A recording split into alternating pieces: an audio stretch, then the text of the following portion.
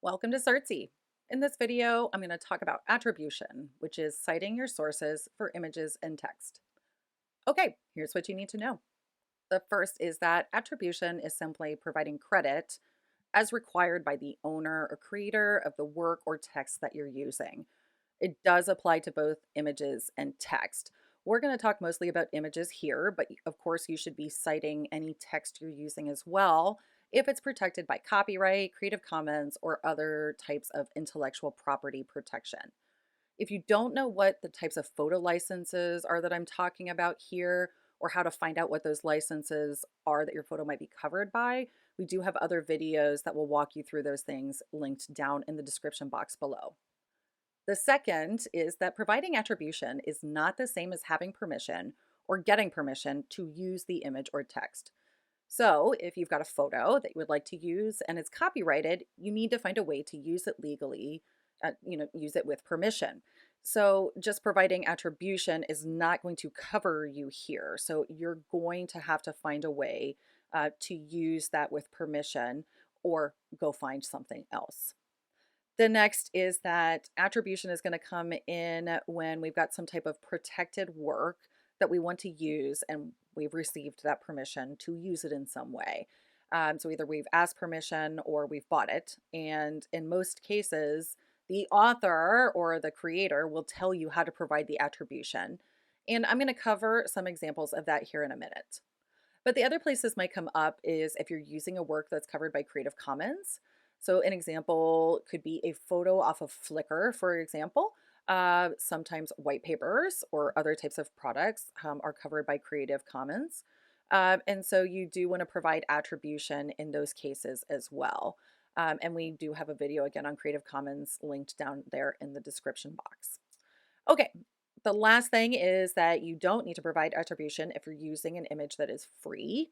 And usually images that are free are covered by the public domain or what's called C0, which is Creative Commons 0. And again, check out the video on Creative Commons and the different licenses linked down below. But there are free sites out there and other types of free resources. We have a list of some of those over at certsy.org. And so check that out if you do need a list of free stock photo sites. But the other thing is that if you've purchased the image, normally you don't need to provide attribution. You might under rare circumstances, but if you've bought a stock photo, for instance, you won't need to provide attribution. Okay, let's go through some quick examples here. So here's an example for Creative Commons. And actually, I just took a screenshot of the Creative Commons page that shows you how to provide attribution for Creative Commons resources. And so this is all online and you can go find this again. But Creative Commons says that the best way to provide attribution for items that are covered by Creative Commons is providing what they call reasonable information. And the way they do this is they ask for the title, the author, the source, and the license using the acronym TASL. And so you can see here that they've walked through an example of what it would look like for this photo. It's got some cupcakes up here. And so this is how Creative Commons says would be a great way to provide an attribution for this photo of cupcakes. Now, I took this as a screenshot off the internet, off of the Creative Commons website. And so I want to give attribution for the screenshot because I didn't create this information. And so what I want to do is let people know who created this content. And let me show you how I want to do this.